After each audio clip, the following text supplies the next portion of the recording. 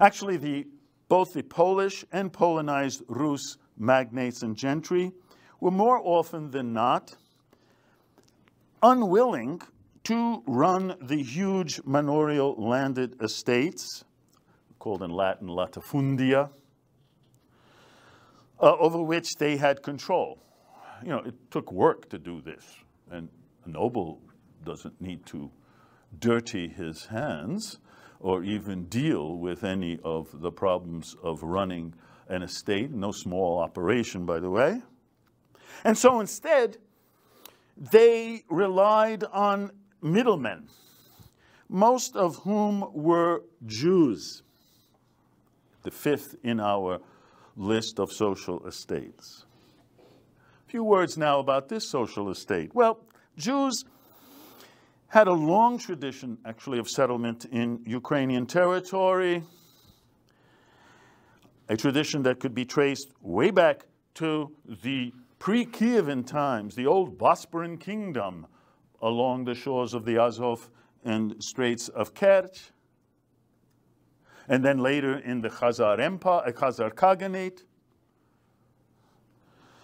But the Jews of Polish-ruled 16th century Ukrainian lands were not, with the exception of a few immigrants from the south, they, for the most part, were descendants not from the east or south, but rather were mainly descendants of migrants who originally came from the Germanic lands of Central and Eastern Europe. Well, why would they want to leave? Well, pogroms and other forms of persecution that were connected with the Crusades and a popular hatred of Jews in medieval Germanic lands forced them, beginning already in the 11th century, late 11th century, to seek refuge where? By going east to Poland and Lithuania.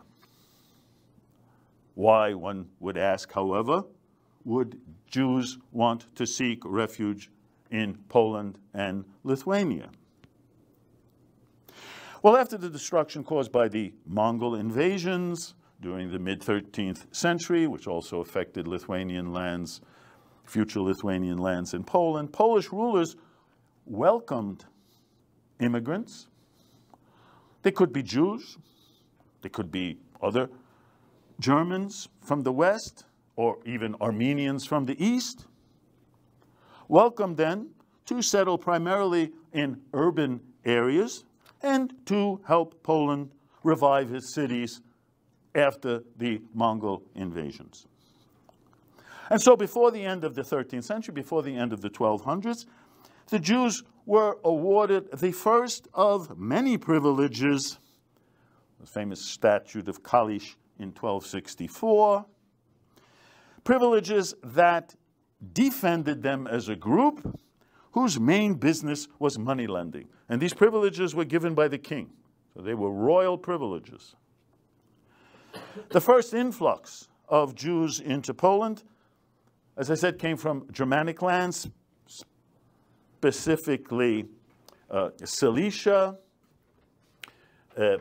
Moravia in present-day Czech Republic.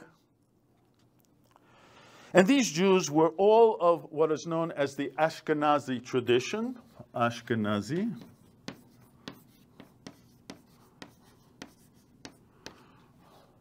Or the Ashkenazim. That is, they spoke a medieval German dialect. They didn't speak Hebrew, by the way. They spoke a medieval German dialect called Yiddish. Yiddish. And that's a distinguished being an Ashkenazi Jew as opposed to a Mediterranean or Sephardic Jew.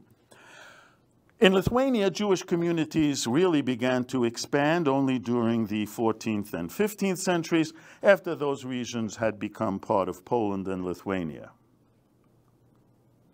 Actually, initially, the situation of Jews in Lithuania was even better than in Poland because that Grand Duke Vytautas awarded them a wide body of privileges, including tax-free concessions for their places of worship and burial, and the right to trade hold any craft and own land. So going to Poland, Lithuania, this was great for medieval Jews from Germanic lands.